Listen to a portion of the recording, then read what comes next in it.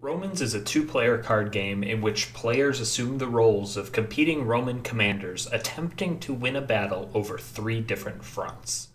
Each player begins the game with 3 cards in their hand. Each player has their own battle grid made up of 3 different rows. The Roman numerals on each card determine which row a card may be played in. The top row for I, the middle V row, or the bottom X row. Players simultaneously play a card face down in one of their battle grid rows, and then flip them over at the same time. After both cards have been revealed, each player will then draw a new card, bringing their hand total back up to 3 if possible, before doing the same process again.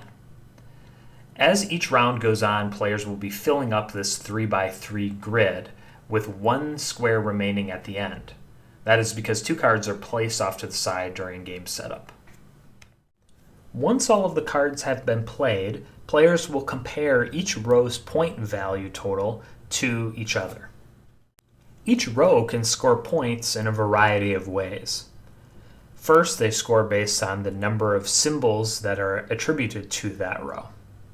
Rows will then add additional points for matching banners that are touching on cards above or below that card. Points can also be scored based on matching color of side-by-side cards. Swords are sort of the wild card in this game because swords will score towards the row that they are pointed towards. For example, swords in the top row pointed upwards will score for the top row, the I row. Similarly, swords pointed down in the bottom row will score for the bottom row, or the X row. Whichever player scores higher on at least 2 rows in the battle grid wins the game. And that is Romans by Abram Toll.